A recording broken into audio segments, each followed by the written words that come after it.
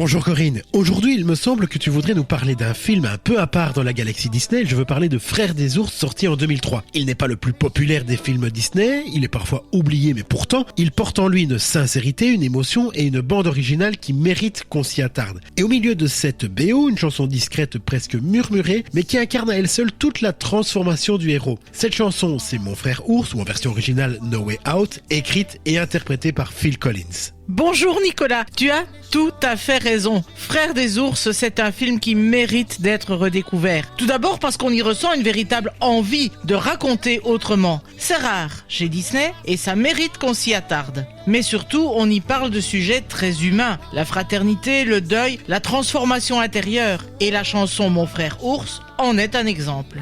Mais avant d'y arriver, revenons peut-être ensemble sur ce film si tu veux bien, et surtout commençons par le contexte. On est donc au début des années 2000. Quelle est la situation de Disney à ce moment-là ? C'est une période charnière. La période de renaissance Disney vient de se terminer et les années 2000 marquent un ralentissement en termes de succès critique. Atlantide, La planète au trésor ne rencontre qu'un accueil mitigé. Par contre, et en parallèle, Pixar explose avec Le Monde de Nemo par exemple. Bref, Disney est un peu en crise d'identité propre. Donc dans ce contexte, Frères des ours, c'est un peu une tentative de retour à une animation plus émotionnelle. C'est exactement ça. C'est un film qui ne cherche pas la grande aventure spectaculaire, mais qui se tourne plutôt vers le cheminement intime d'un personnage. Il y a très peu de dialogue, beaucoup de scènes contemplatives et surtout une bande-son qui prend le relais pour raconter ce qui se passe à l'intérieur des personnages.